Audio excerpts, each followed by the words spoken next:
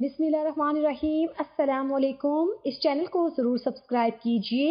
اگرچہ اسلام میں بلی حلال نہیں ہے لیکن اس کو پاکیزہ اور طاہر حیوانات میں شمار کیا جاتا ہے۔ جو بلیاں کسی کی ملکیت نہ ہو انہیں پالنے میں کوئی حرج نہیں، جیسا کہ حدیث میں ہے کہ رسول اللہ صلی اللہ علیہ وآلہ وسلم نے فرمایا، ایک عورت کو بلی کی وجہ سے عذاب ہوا، اس نے بلی کو قید کر کے رکھا یہاں تک کہ وہ مر گئی، پھر اسی بلی کی وجہ سے وہ جہنم میں گئی۔ جب اس نے بلی کو قید میں رکھا تو نہ کھانا دیا، نہ پانی، اور نہ ہی اسے آزاد کیا کہ وہ خود کیڑے مکوڑے کھا کر گزارا کر لیتی، یعنی اس نے بلی کو تڑپا تڑپا کر مارا تھا، اس لیے وہ جہنم میں گئی۔ ایک سائنسی اندازے کے مطابق انسان نے بلی کو 10,000 سال پہلے پالتو بنایا تھا۔ بلی آج کے دور میں سب سے عام پالتو جانوروں میں سے ایک ہے۔ افریقی جنگلی بلیوں کی کئی اقسام کو پالتو بلی کے آباء و اجداد سمجھا جاتا ہے۔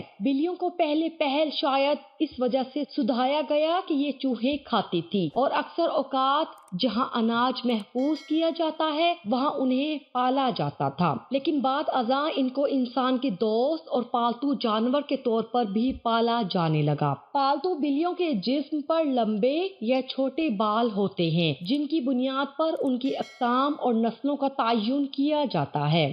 آئیے آپ کو وہ حدیث بتاتے ہیں جس میں بلی کے متعلق ذکر کیا گیا ہے۔ روایات سے یہ بات ثابت ہے کہ بلی اگر کھانے میں سے کچھ کھا جائے یا پانی پی جائے تو وہ پلید اور نجس نہیں ہو جاتا، کیونکہ حدیث مبارکہ ہے کہ ایک عورت نے عائشہ رضی اللہ عنہا کو ہریسہ بھیجا تو وہ نماز پڑھ رہی تھی، اس عورت نے ہریسہ وہیں رکھ دیا تو بلی آئی اور آ کر اس میں سے کھا گئی۔ حضرت عائشہ رضی اللہ عنہا نے نماز کے بعد اسی جگہ سے ہریسہ کھایا جہاں سے بلی نے کھایا تھا اور فرمایا، بلا شبہ رسول کریم صلی اللہ علیہ وآلہ وسلم کا فرمان ہے، یہ بلی پلید اور نجس نہیں بلکہ یہ تو تم پر آنے جانے والیاں ہیں۔ حضرت عائشہ رضی اللہ عنہا بیان کرتی ہیں، میں نے رسول کریم صلی اللہ علیہ وآلہ وسلم کو بلی کے بچے ہوئے پانی سے وضو کرتے ہوئے دیکھا ہے۔ جہاں تک گھر میں بلی پالنے کا سوال ہے تو فقہا کا کہنا ہے گھر میں بلی پالی جا سکتی ہے، ایسا کرنے میں کوئی حرج نہیں، کیونکہ بلی نہ ہی موذی جانور ہے اور نہ ہی نجس ہے۔ ہر شخص کو معلوم ہے اس میں کوئی نقصان نہیں، بلکہ بلی گھر میں رکھنا فائدے مند ہے۔ یہ گھر میں پیدا ہونے والے کیڑے مکوڑے اور چوہے وغیرہ کھا جاتی ہے۔ ماہرین کے مطابق بلی کے پیار میں اللہ نے ڈپریشن کے مرض کا علاج رکھا ہے۔ اس کے بالوں میں خاص قسم کے بیکٹیریا پائے جاتے ہیں، انسانی جسم میں ڈپریشن کو کم کرنے میں مدد دیتے ہیں، چنانچہ پالتو بلی کو اپنے ساتھ لپٹا کر بٹھایا اور سلایا جائے۔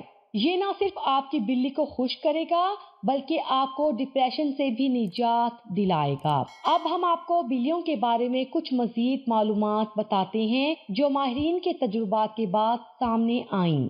ویسے تو یہ معلومات سب کے لیے دلچسپ اور حیرت انگیز ہے، لیکن جنہوں نے بلیاں پال رکھی ہیں ان کے لیے انتہائی فائدے مند بھی ہے۔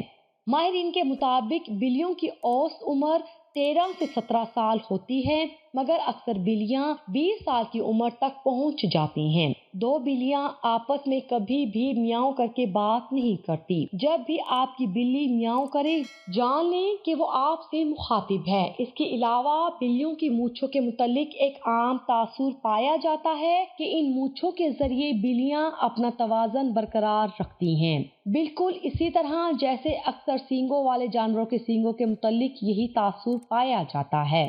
تاہم ماہرین کا کہنا ہے کہ یہ تاثر سراسر غلط ہے۔ بلی کی مونچھوں کا اس کے جسمانی توازن کے ساتھ کوئی تعلق نہیں۔ ماہرین کا کہنا ہے کہ بلیوں کی مونچھیں دراصل ایک سینسر کا کام کرتی ہیں۔ یہ فاصلے، جگہ اور مختلف اشیاء کے سائز کا پتہ لگاتی ہیں اور بلی کو اس سے آگاہ کرتی ہیں۔ حتیٰ کہ اندھیرے میں بھی بلی اپنی مونچھوں کے ذریعے کسی بھی فاصلے یا کسی بھی چیز کے سائز کا پتہ چلا لیتی ہے۔ رپورٹ کے مطابق بلی کی مونچھیں تنگ جگہوں یعنی چوہوں کے بل وغیرہ کے سوراخ کی چوڑائی کا بھی اندازہ لگاتی ہیں۔ بلی اندھیرے میں بھی اپنی مونچھوں کے ذریعے کسی بل کا پتہ چلا لیتی ہیں کہ وہ کتنا چوڑا ہے۔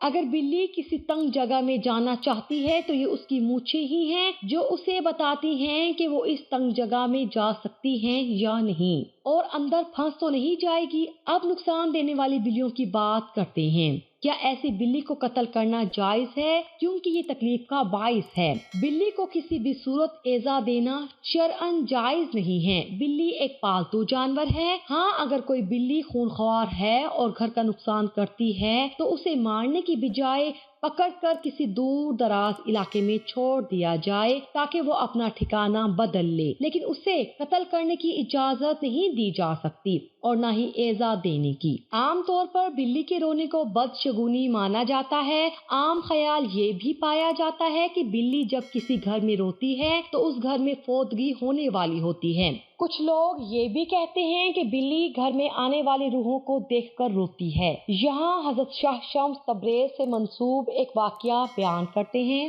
حضرت شاہ شمس تبریز رحمت اللہ سے پوچھا گیا، آپ کہتے ہیں کہ بلی کا رونا انسان کے لیے بہتر نہیں ہوتا، ایسا کیوں؟ آپ نے فرمایا کہ خلقت آدم علیہ السلام سے لاکھوں سال پہلے جب زمین پر جنات رہتے تھے، کچھ مخلوقات سے جنات نفرت کرتے تھے تو کچھ سے پیار۔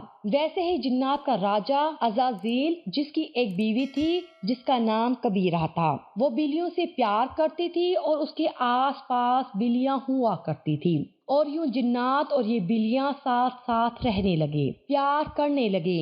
بلیوں کی جتنی بھی نسل زمین پر موجود تھی، اسے کوئی تکلیف ہوتی تھی تو اس کا بدلہ جنات لیا کرتے تھے۔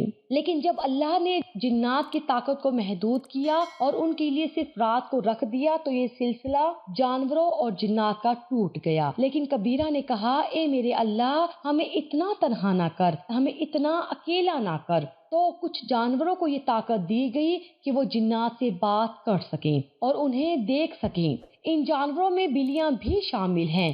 اصل میں جنات کے ایام جو زمین پر بسر کرتے ہیں انسان سے 7 دن آگے ہوتے ہیں۔ جو زمین پر ہوتا ہے وہ 7 دن پہلے جنات دیکھ چکے ہوتے ہیں۔ تبھی جب کوئی مرنے والا ہوتا ہے، جس گھر میں انتقال ہوتا ہے، وہاں جو فرشتے آتے ہیں، اللہ نے بلی کی آنکھوں کو یہ طاقت بخشی ہے کہ وہ جنات کو دیکھ سکیں۔ وہ فرشتہ موت کو دیکھ سکیں تو وہ درد بھری آواز میں رونے لگتی ہیں، یہ بتانے لگتی ہیں کہ اے انسان، یہ زندگی جسے تو ہمیشہ کے لیے سمجھتا ہے، جیسے یہ آج مرنے والا ہے ویسے ہی سب مر جائیں گے، اپنے اعمال بہتر کر لو۔ تو لوگوں نے کہا کہ اے اللہ کے ولی، اگر ہمارے گھر کے آس پاس کوئی بلی روئے تو ہم کیا کریں؟